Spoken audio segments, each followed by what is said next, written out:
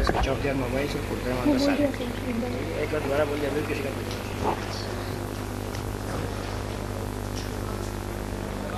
May I request you all to please keep your phones on silent mode? Good morning, ladies and gentlemen. I'm Karanpreet Kaur, your hostess for today's seminar on digitization of battlefield. To start the proceedings, may I request Major General Dhruv Katoch, Additional Director, Center for Land Warfare Studies, to kindly deliver the welcome address.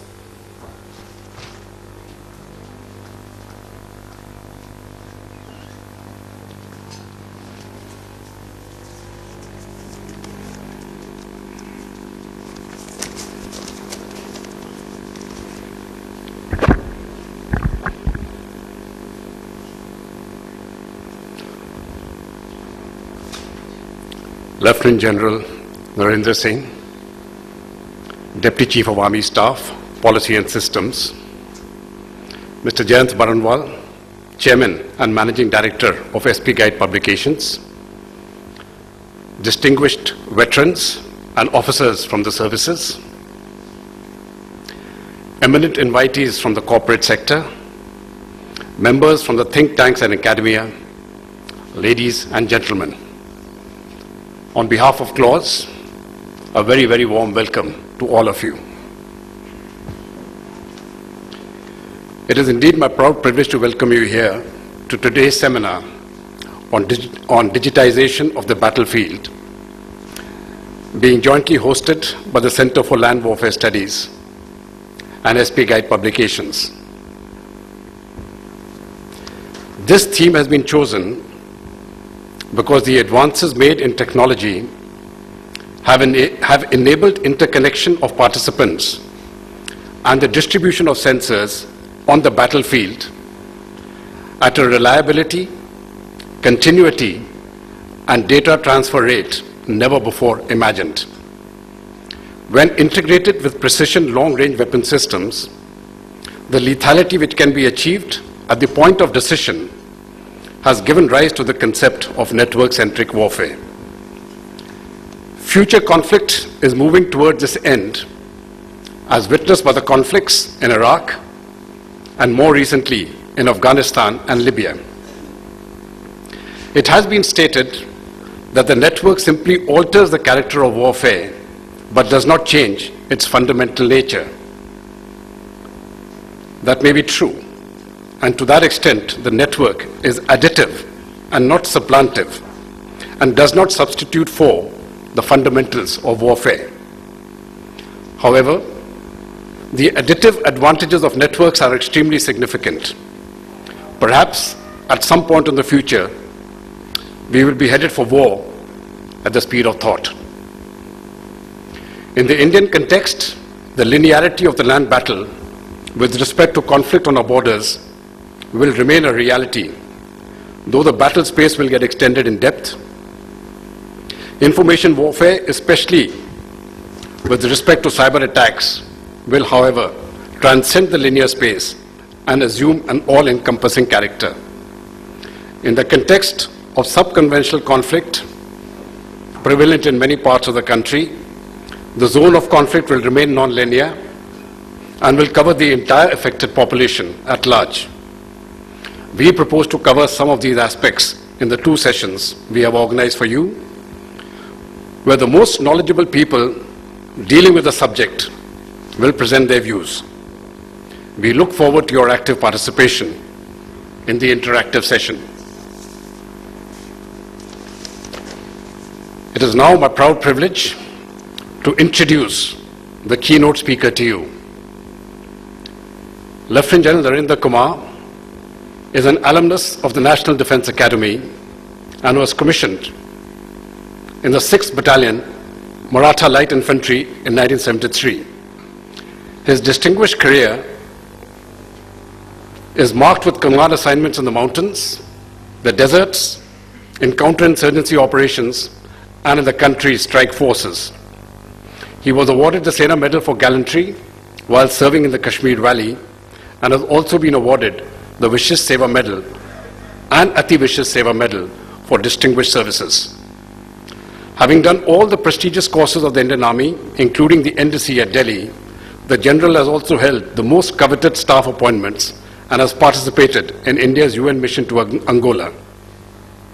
After command of a corps, the General is now the Deputy Chief of Army Staff, Policy and Systems, a responsibility principally related to coordinating the modernization, equipping, and capability development of the Indian Army, both for immediate and future requirements, through their respective directorates.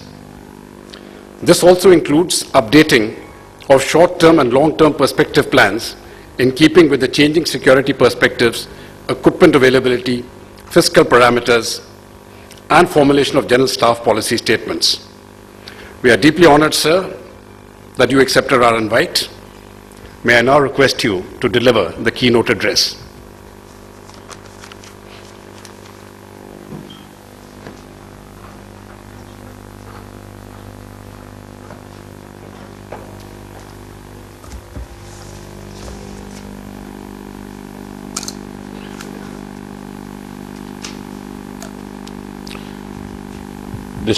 Distinguished guests, delegates to the seminar, ladies and gentlemen.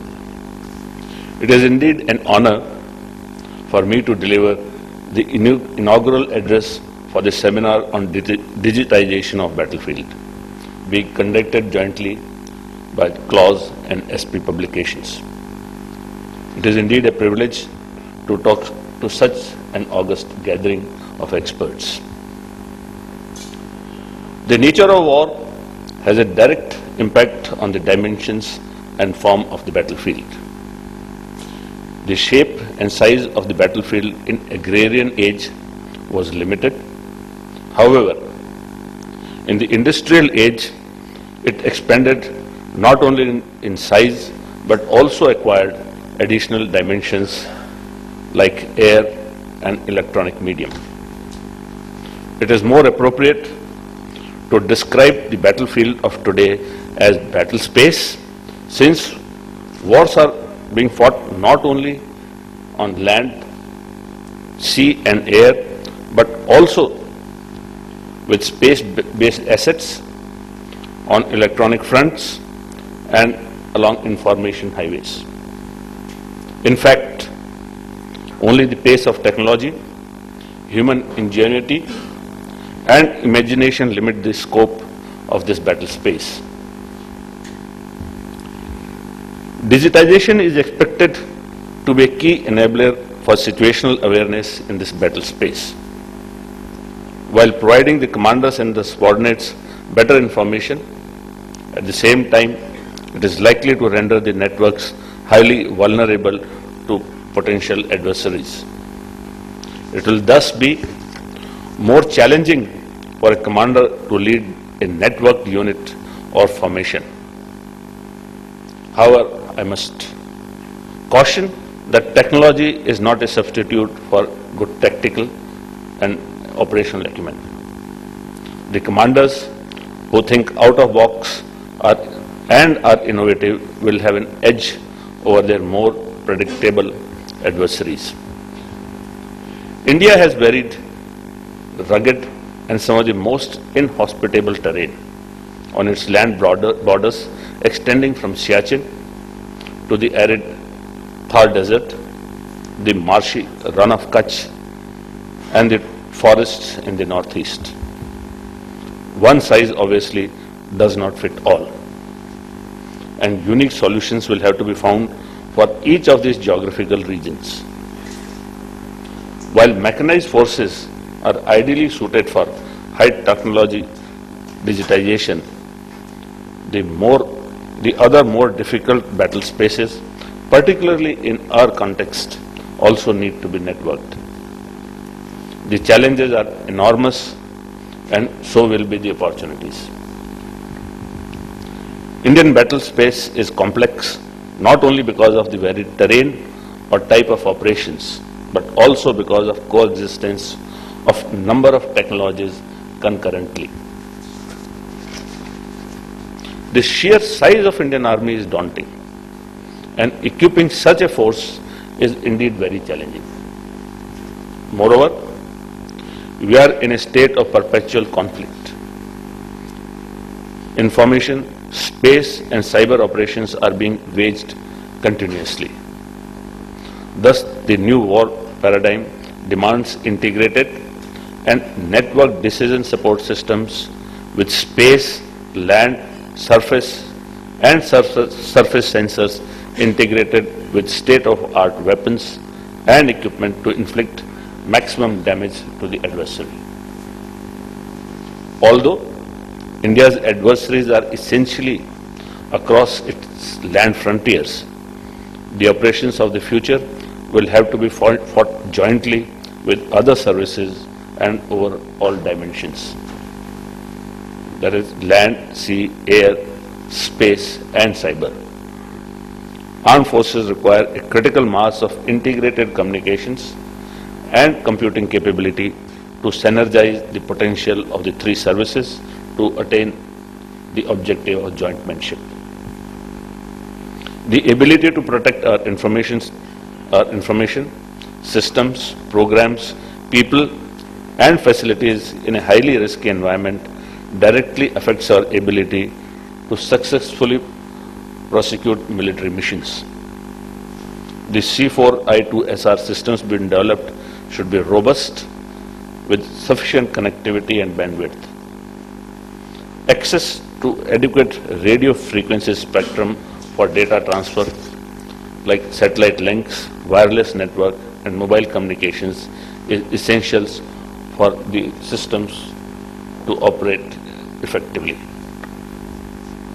The technological trends which have transformed the battle space and have enabled the armed forces to generate coordinated, unified and joint responses are long-range precision firepower, integration of systems, force multipliers, concentration of effort rather than mass and use of information technology for increased transparency in the battle space.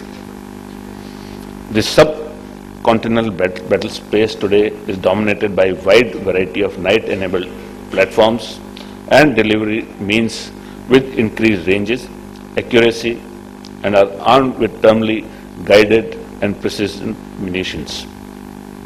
The C4I technologies have provided a fillip to military technologies, capabilities. The battle space today is a composite whole and can thus be dealt with jointly by all components of military force in a coordinated and coherent manner where interoperability is the key driving force. Another dominant impact of digitization is related to the ability to obtain a real-time picture of the battle space. This encompasses technologies related to obtaining intelligence, carrying out surveillance, reconnaissance, as also tracking own forces. This shared situational awareness on a real-time and interoperable system synergizes the command and control and enables complex decision-making in near real time. It is the combination of these three technological trends, that is improved battle space knowledge provided by ISR, tremendous advances in C4I technologies and long-range precision fire, which are the main drivers of the digitized battle space. The availability of C4I2SR is required to be assured throughout this spectrum of conflict, ensuring smooth communications and operations in all geographical and climatical conditions. Maneuver necessitates that C4I2SR systems be largely on wireless mode. Significantly, communication infrastructure is the key to net-centric warfare and bandwidth is its driving force.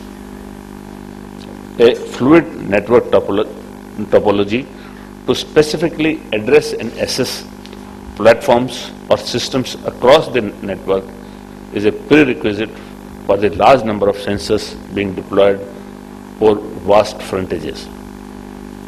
These sensors need to be dynamic. These sensors need dynamic allocation of bandwidth, which require intelligent communication links capable of using diverse protocol across the frequency spectrum. The challenge is to design an application with advanced artificial intelligence capability to detect and track legitimate targets. Digitization of battle space is also fraught with a number of functional issues, vulnerabilities, and concerns. Human resource being the foremost among them. The soldiers and officers alike would need to acquire the required technical skills to optimally exploit these technologies.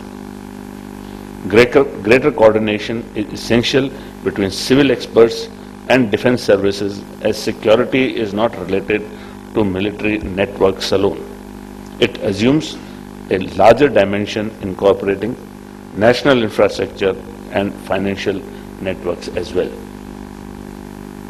Network security against physical destruction, technical sabotage, or subversion through embedded programs, the last one being the most serious when the system components are not all indigenous.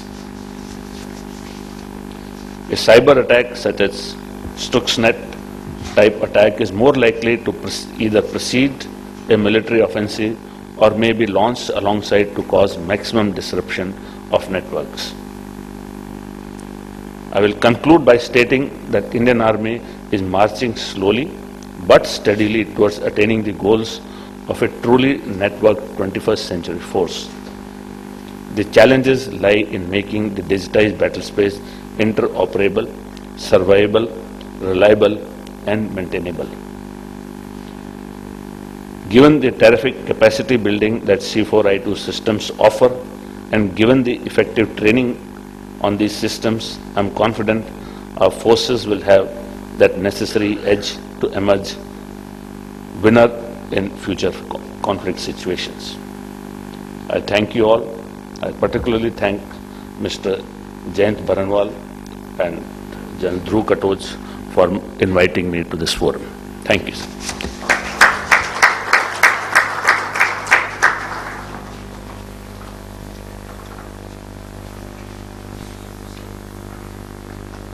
May I request Mr. Jayant Baranwal, Chief Managing Director, Editor-in-Chief, SP Guide Publications, to kindly deliver the vote of thanks.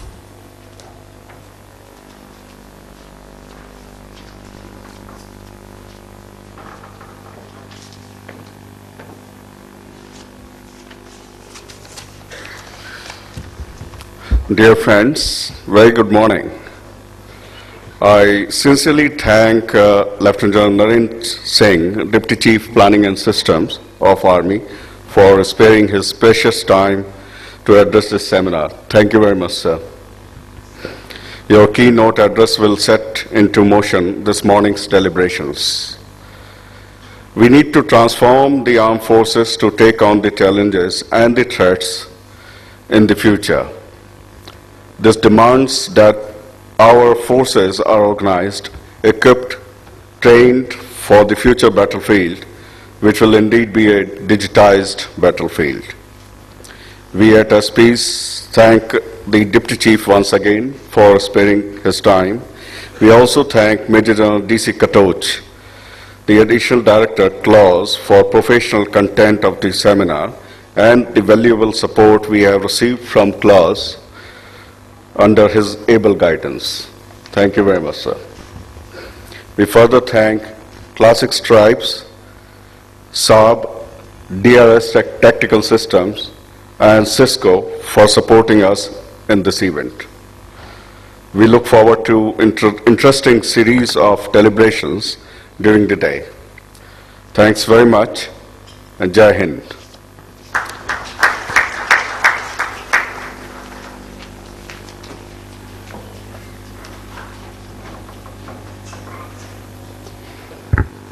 I now request Mr. Jayant Baranwal to kindly present a memento on behalf of SP Guide Publications and a set of Clause publications to the Deputy Chief of Army Staff, Policy and Systems, Lieutenant General Narendra Singh.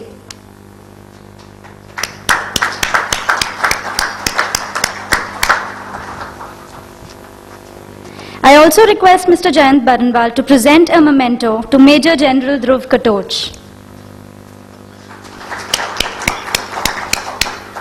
Thank you, sir. Ladies and gentlemen, I now request you to join us for tea, and please assemble back by 10:30 a.m. for session 1.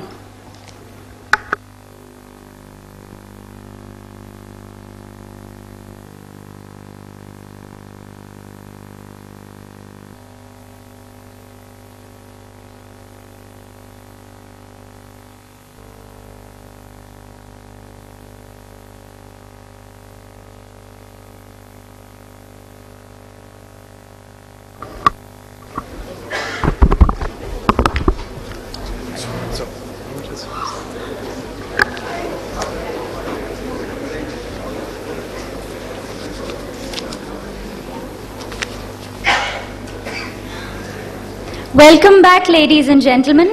We start with the first session of today's seminar, which is devoted to Technocentric Future Battlefield. To chair the session, we have with us former Director General Information Systems, Lieutenant General P.C. Katoch. Lieutenant General P.C. Katoch, PVSM, UYSM, AVSM, SC, was former Director General Information Systems of the Indian Army. A third-generation Army officer, commissioned into the Parachute Regiment in December 1969, he fought in the 1971 Indo-Pak War, commanded an independent commando company in the northeast, a special forces unit in Sri Lanka, an infantry brigade on the Siachen Glacier, a mountain division in Ladakh, and strike corps in the southwestern theatre. He has served as defense attaché in Japan with accreditation to Republic of Korea. A postgraduate in defense studies, he is an alumnus of Defense Services Staff College, Higher Command Course, and National Defense College. He has held staff appointments at Brigade, Division, Corps, Command, Army Headquarters, that is twice in Military Operations Directorate, and as Assistant Chief of Integrated Defense Staff, Strategic Operations. He was part of the Indian contingent to the 10th International Skydiving Competition of Friendly Countries held at Tula, Soviet Union in 1976. With vast experience of operations in mountains and in counterinsurgency, counter-terrorist operations, he is a former colonel of the Parachute Regiment. The eminent speakers for the session are Major General K.J. Singh, Additional Director General, Perspective Planning, who will be speaking on mechanized forces in future conflict. Brigadier R.K. Sharma, Deputy Director General, Project Management Organization, Artillery Combat Command and Control System, who will speak on RT Command Control Communication System. Brigadier Sanjay Ahuja, Director General, Infantry, who will speak on modernization of infantry. Mr. Amit Dakshini, Vice President and Head, Business Classic Stripes, who will brief us about camouflage and concealment. Lastly, we have Mr. Naresh Ummat, Director Marketing, India Saab Group, who will give us a presentation on mobile concealment. Over to the chairperson. Good morning, ladies and gentlemen. We begin with session 1, which is dealing with technocentric future battlefield. Technology, as you know, has actually revolutionized warfare. For some time now, we've been talking of short, swift, high-tech wars. We've been talking of situational awareness. We've been talking of battlefield transparency. We've been talking of enhanced weapon ranges with increased accuracy and lethality. We've been talking of a shift from platform-centric to network-centric warfare. We've been talking of simultaneous handling of the operational, strategic and tactical levels of war, of the advent of effect-based operations. We've been talking of offensive cyber warfare and space war. And what technology has also done is empowered the terrorists to cause much more damage. Information domination is going to be as important as land, sea and aerospace domination. What you're going to see in future is network-centric forces opposing each other, improved ISR and communications. You're going to have PGMs of the variety of high-end lasers, plasma weapons, ultrasonic weapons, electromagnetic weapons, psychotronic weapons. You're going to have strategic aerospace platforms and space war. The domains in which the battle is going to be fought is going to be land, sea, aerospace, cyber, and the electromagnetic. The forms of war, forms of combat, which the new ones are going to come in, is cyberspace, in robotics, in radiation. Then you're going to have stealth and smart technologies. You're going to have increased importance of deception. You're going to have nano weapons coming into play, and equipment, weapon platforms like the micro UAVs, like the ant robots, like the cybers, various types of virus, etc., etc. There was a time when you could conceal yourself by just using the terrain and the vegetation. Now those times are over now.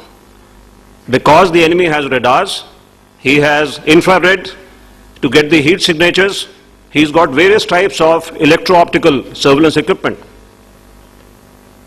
Not that the camouflage and concealment is not important, it's very, very important. And the countermeasures that you have to go in for is possibly increased situational awareness, dispersion, mobility, and vehicle protection. But in all this also you will find that information technology and the exchange of data at the right time plays a very, very important aspect. Now when we talk of these big ticket weapon systems and new technology coming in, the cutting edge forces still remain the vital factor. And today we have 5 eminent speakers in this session. 3 of them are going to tell us how the Indian Army is coping up, getting prepared for this new technocentric future battlefield in terms of mechanized forces, the artillery, and the infantry. Plus we're going to have people talking to us on new systems of camouflage and concealment, including on mobile camouflage, possibly systems like Barracuda and its contemporaries. So we start with the first speaker, that is going to be Major KJ Singh, who's the ADG PP. Now General Kamaljeet Singh is an Armored Corps officer who was commissioned in '63 in cavalry in 1977. He is an alumnus of the NDA and has done his mandatory courses of the DSSC, Higher Command and NDC courses. He commanded an armored regiment, an armored brigade in the Strike Corps and an armored division. He served in CI areas in Punjab, Nagaland and Manipur on deputation with UN peacekeeping forces in Angola as the Chief Operation Officer and Team Commander. He has held important staff appointments like Brigade Major of an armored brigade, Assistant Military Secretary Policy, Military Secretary's Branch, Military Assistant to Deputy Chief Army Staff, Colonel GS Staff of IG Assam Rifles, and BGS of a corps. The officer has also been an instructor at School of Armored Warfare and directing staff at the Higher Command Wing of the Army War College. He has been awarded Chief Army Staff Commendation Card for UN stint and Eastern Army Commander's Commendation Card. I will request all the speakers to finish their presentation in about 20 minutes each, and at the end of that we will have the question and answer session. Over to you, General KJ.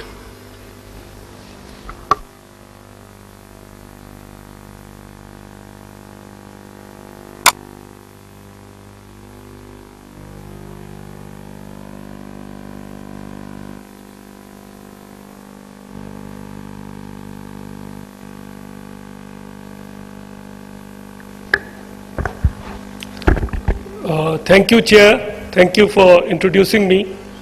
It's a privilege for me to be on this side. Often I have been on your side. And I was told when you go for a heavy seminar like this, try and stay connected with the audience. So what I am flashing many of you would have seen on the internet. This is being termed as Seminar Survival Kit. What you do is you write these terms and you start playing bingo. And when a speaker completes one line, you are entitled to shout bingo. And then the speaker is duty bound to tell you a joke. So I'll try and not do this. I have simplified my presentation. As it is, it's a very heavy topic where you can talk of synergies, optimizations, and whatever comes to your mind.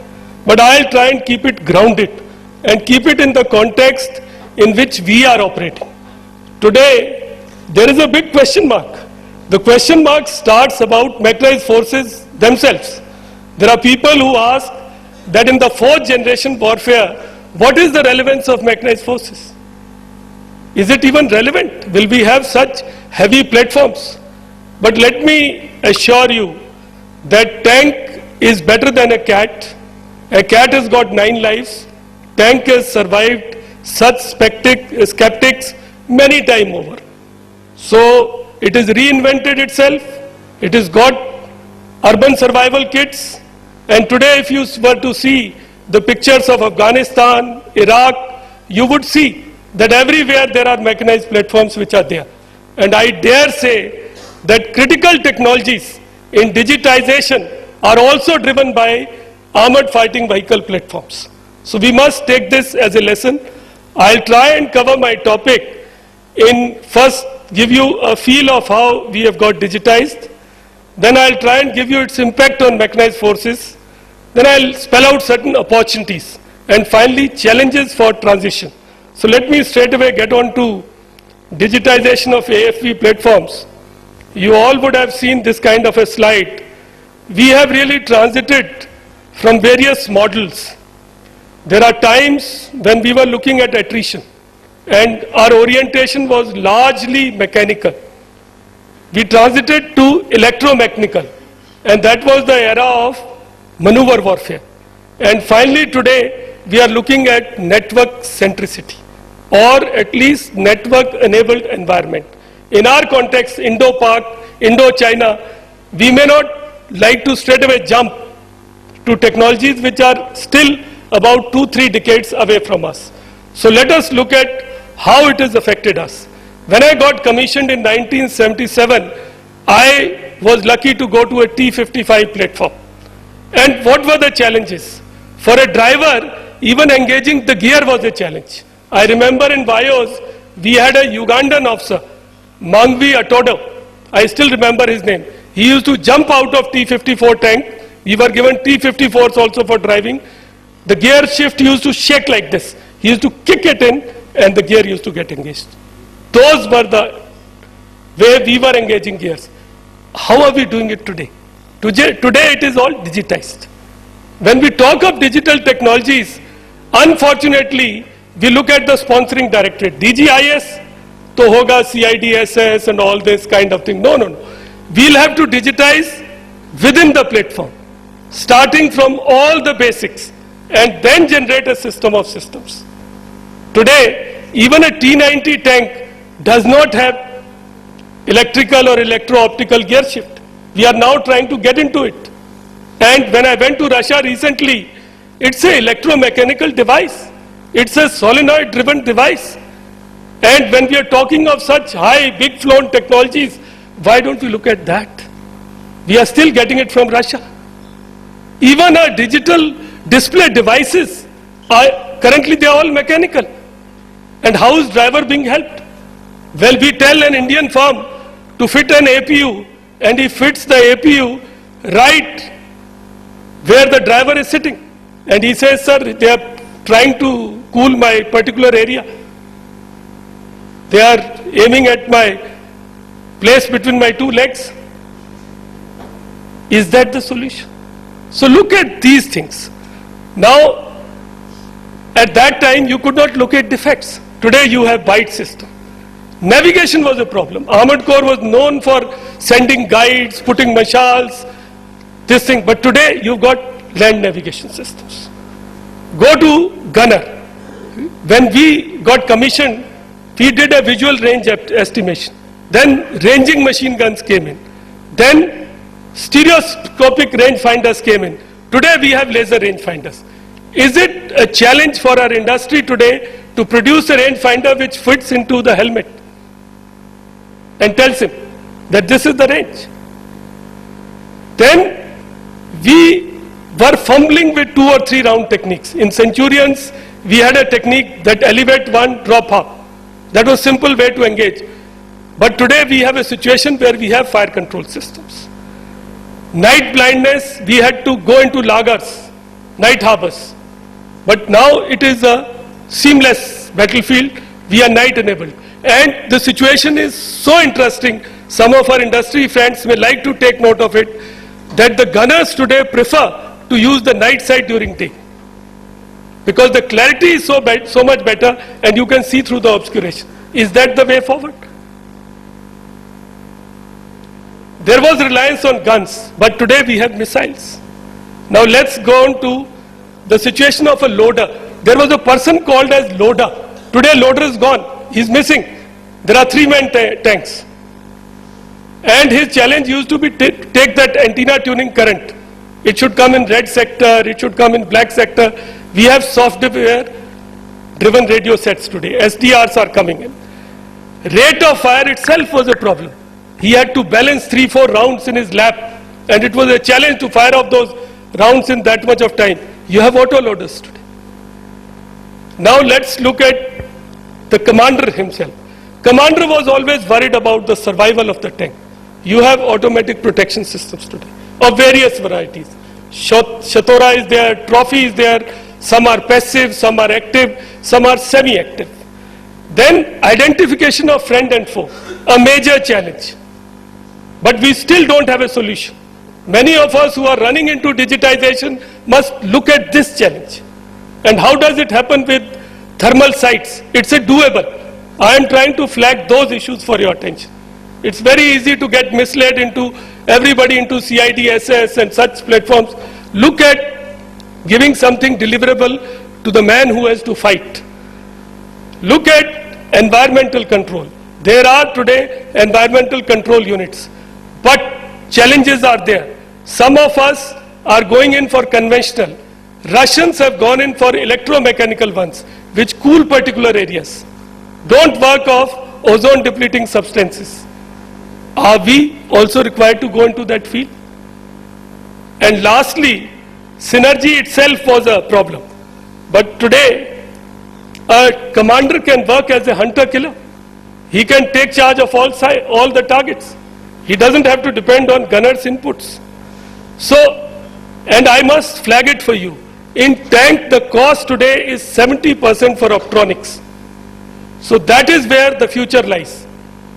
And when I joined, BMP was taken as a Gadi. People said it's a vehicle. I asked one chap in 14 Guards when they were converting, what is BMP? He said, Bina matlab panga. But it is changed. It is changed. BMP is a fighting platform today with the kind of upgrades we have put into that. Now, let's look at the digitized battlefield. The battlefield would have all these elements, and I'll not labor on this slide because all of you are well aware of it. I only want to tell you that in this entire mechanism, commitment of mechanized forces is maximum. And I must flag it for you that when I was a general officer commanding of a division, I was shown this artillery command and control system, Shakti. It was laid out in a tent to make you understand better.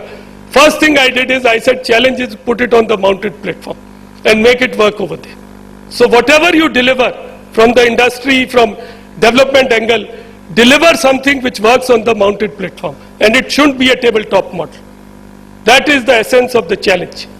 It has to get integrated with what is existing on that system in terms of form factor, power requirements, in terms of getting integrated and not creating a problem for the crew.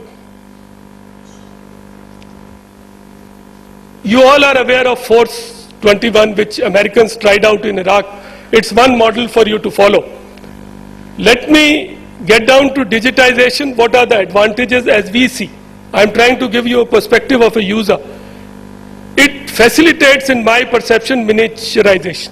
I can save space. I can integrate information and communication devices. Let me flag this also for you. Like if you enter a T-72 tank, there are large number of switches you have to switch on. Circuit breaker, 110 on, ABT on, ruse on, Padon switch on. Are we going to have such switches? A person will have to remember all this? Or can we have a multifunction switch? You press one and automatic firing, I am enabled. Challenge lies in that. Simplify it for the crew. He is not a scientist. He comes from a village. He needs to be given that comfort. He is under stress. So challenge lies in integrating various things into one switch which is easy to read. It should be size-wise also good enough to accommodate his thumb, and he can press it and it goes. That's the challenge. You have to redefine data and information storage capabilities. They are getting redefined. We have to enhance speed and accuracy. There is a sense of protection and a sense of autonomy also. Today, gone are the days when tanks had to cluster up or bunch up. Today, every tank man is a king in himself. He knows that he is night enabled, he's got the navigation devices, he's got the protection systems, he can operate on his own. He can operate on a very wide frontage, and he doesn't have to forever look sideways. And finally, the crew efficiency has gone up. When we look at the crews, the crew workstation design has come up, and it's a challenge for industry to keep simplifying it. We can share controls and displays. The task distribution is easier. Like I told you, in a 4-man crew in a tank, today a loader has gone. What will happen in a ICV is something for us to think. Maintaining of the situational awareness has become very high. But has our industry given us solutions to battlefield management system? No, sir, no. We have to look into these challenges. We have to provide a workable battlefield management system on AFB platforms that integrates with existing systems so that we can work into this. And finally, crew performance and workload obviously has got changed. So major implications are that from massing of combat units, we are now massing effects. And we are transiting to effect-based operations. So I can operate in smaller, autonomous and lethal subunits.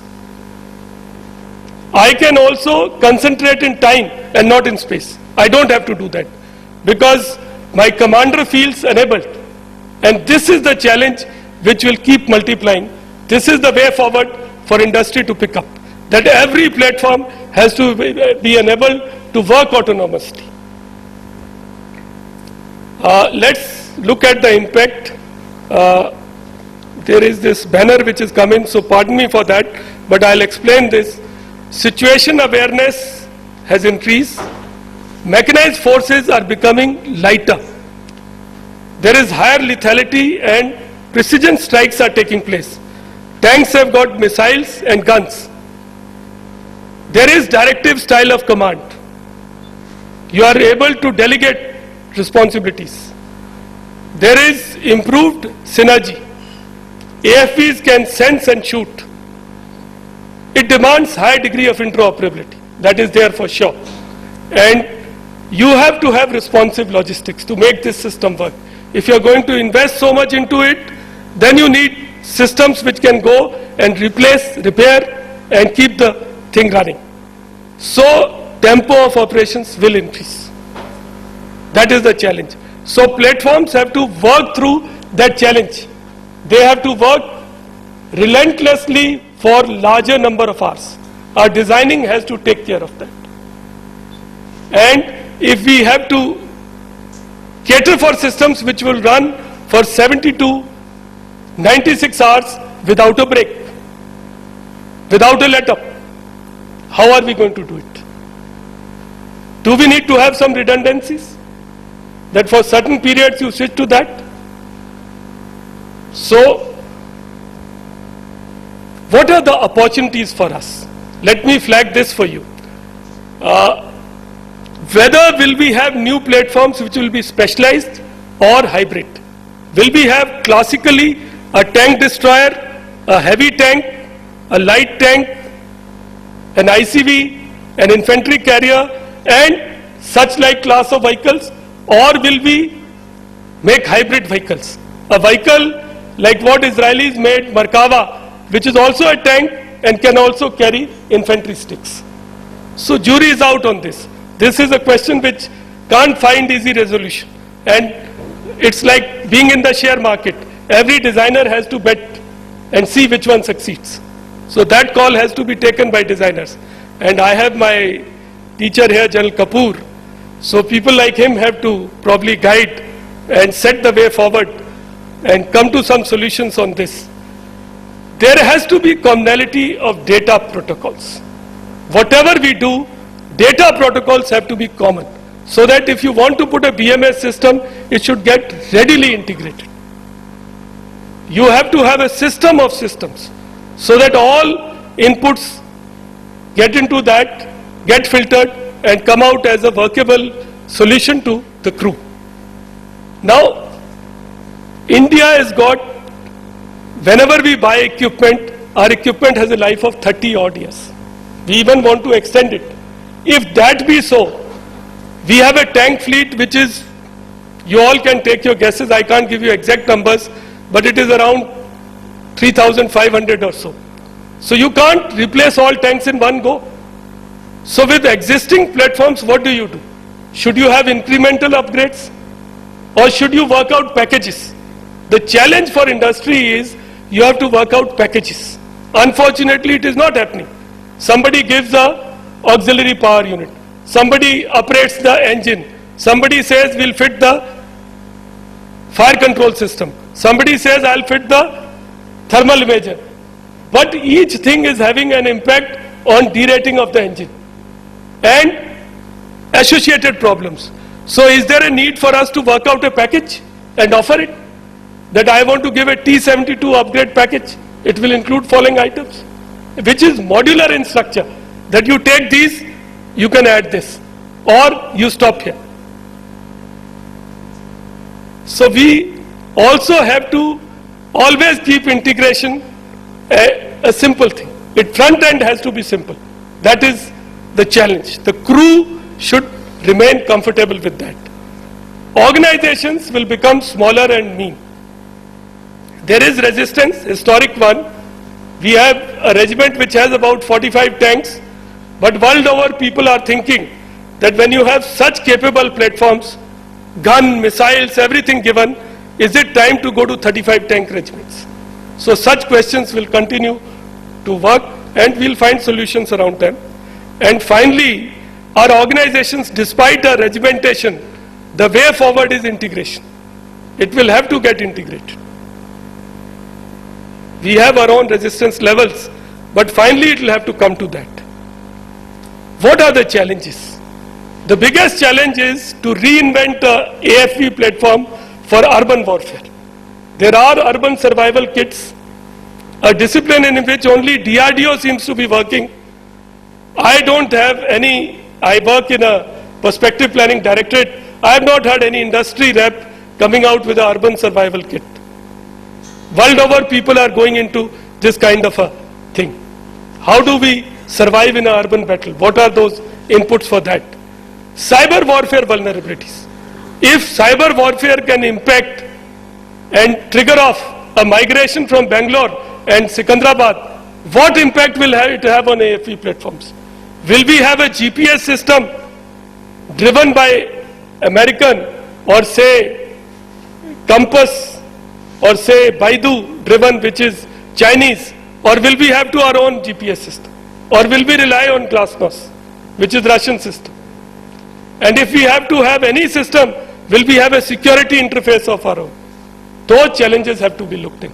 Otherwise, we may have all these things, but they will become dud even before the battle is joined, because cyber warfare will get hold of it. Obsolescence. How often do you upgrade? Tank is going to be there for 30 years. Am I going to upgrade after every 5 years? Or is it a 10-year upgradation program? And like I have flagged it for you, that may I appeal to you all that you may design upgrade packages which are modular in nature. That you want to put in this much of money, you can have this. You want to add some more, you can have this. Integration, internal and external, that is very important. Miniaturization. Nanotechnologies, yes. Form factor is important. You want to put a panoramic sight in Commander's Cupola. It has to fit into that space. There is no additional space. As it is, large amount of our fleet is based on Russian tanks, where space is a challenge. So ergonomics has to be managed. And finally, my advice to industry, always what I try to, even you'll see from my presentation, keep it simple. Front end has to be simple. Keep it easy for that crew to operate. The way I look at it, ideally a tank man will want to reach a near autonomous situation. He's not being, that age is little far away when robots will drive a tank. Now helicopters are being worked like that. Maybe times will come for tanks also for that. But that is some distance away. But even in tanks, you need a near autonomous solution. A solution which is ready to be applied. When I look at a target, he tells me, range is 3,000 meters, your gun ammunition is low, go for missile, and such like advice is there. In a ready to use format, I use it and go ahead. I think I have finished here. I have enjoyed interacting with you. Should there be any questions, we will take it on whenever my turn comes. Thank you. Thank you, General K.J. Singh, for a very practical and down-to-earth presentation. The next speaker is Brigadier R.K. Sharma, who is DDG PMO ACCCS. Brigadier Sharma was commissioned in the Regiment of Vati in the year 1980. He has undergone courses like the Long Gunnery Staff College, Defence Services Staff College course, the HDMC course. In his career spanning 31 years, he has held various command and staff appointments in an infantry brigade, GSO-1 operations of a mountain corps, and Colonel GS operations in a command headquarters. The officer also has a stint as military observer in UN mission in Angola. Presently, the officer is heading Project Shakti, ACCCS, a very important sub-component of network-centric operations, and this, as most of you would know, is the first operational information system which has been fielded into the Indian Army. Over to Brigadier Sharma.